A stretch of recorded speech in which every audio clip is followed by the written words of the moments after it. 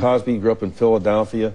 And to your point, there was racism through your life, and yet your families were able to stay together and fight it as a unit and learn from each other and take inspiration from each other. Has that broken down? Yes. Yes. Tremendously.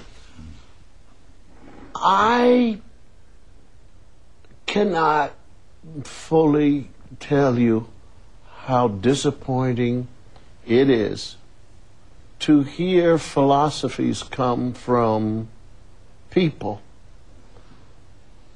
And the only way I can describe it is a friend of mine who says, some people are acting with abnormal behavior, trying to make it normal, and that's insane.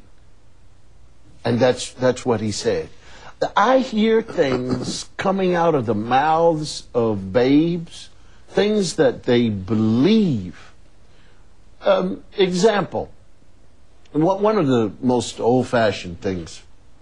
Kid is studying, and so they say to the kid, "You're acting white," which is a put-down to make this kid stop studying. Well, let's examine this. If you're black and you say to me, because you see me studying, "You're acting white," what is it you're saying about black people?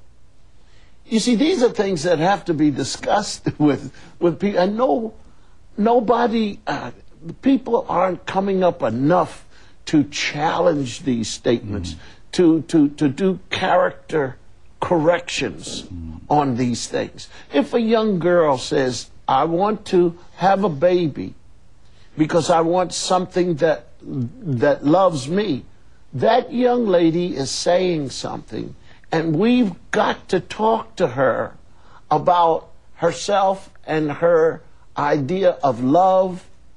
She hasn't graduated from high school. She's willing to have a child. All of these character corrections are not being done while record companies are putting out records inviting people to continue that kind of behavior, to not talk about get an education. It's just as easy to put that to a rhythm. Let me ask about that, excuse me, because you write about gangster rap in your book, and this is from page 144. Let's look at it. The gangster rap promotes the widespread use of the N-word to sell CDs among people of all ethnic groups. In fact, the audience for gangster rap is made up predominantly of white youth who get a vicarious thrill from participating in a black thug fantasy, including the degradation of women. Black youth, as well as some misguided adults, have defended the use of the N-word, suggesting they are somehow making it a positive term.